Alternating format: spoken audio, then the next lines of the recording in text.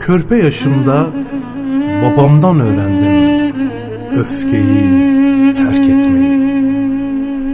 Çok uzun yolların taşlarında acılarım labirent köşelerine sıkıştı.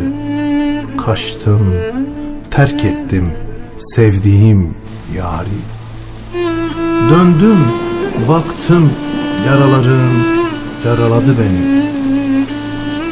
İlkin yağmur yağdı, sonra toprak ıslandı.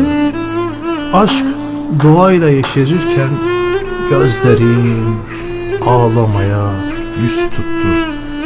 Döndüm, baktım yaralarım yaraladı beni. Minik bir yıldırım gibi düştü yüreğime aşk. Döndüm, baktım yaralarım yaraladı beni.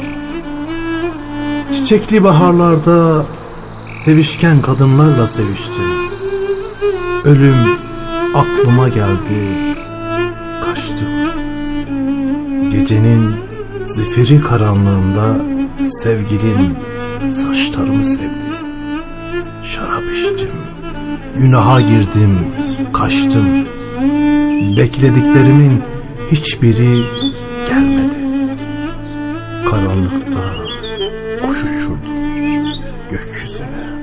Aklıma sen geldin. Nehirlerin yüreğime aktığı ölümlü bir gecede bir köşesine sıkışıverdim karanlığın.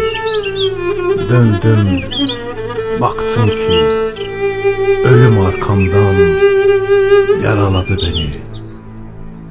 Ölüm arkamdan